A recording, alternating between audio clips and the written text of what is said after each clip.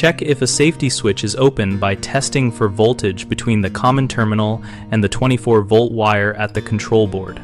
Set your multimeter to the direct current voltage setting and confirm the meter reads known voltage on a reference source first.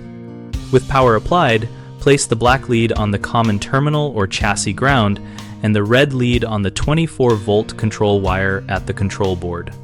You should see about 27 volts direct current when the safety circuit is closed. If you see no voltage or a value far below 27 volts, then the circuit is open somewhere upstream and the safety switch is not completing the circuit.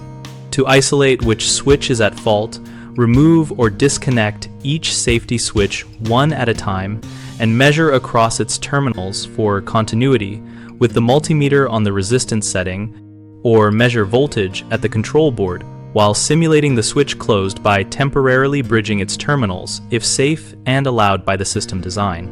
When measuring resistance, first power down and discharge capacitors, then verify the meter shows near 0 ohms for a closed switch and very high or infinite resistance for an open switch.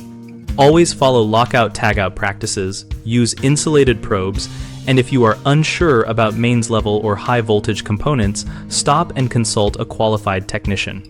Common mistakes include measuring resistance with the circuit still powered, which can damage your meter and give false readings. Always remove power before continuity checks, and test your meter on a known short first. Another issue is assuming a switch is bad when wiring or connectors are the problem. Visually inspect and wiggle connectors, then measure at the control board to confirm the absence of the expected 27 volts before replacing parts. A third frequent error is using the wrong meter setting or forgetting to zero or calibrate the meter, which yields misleading values.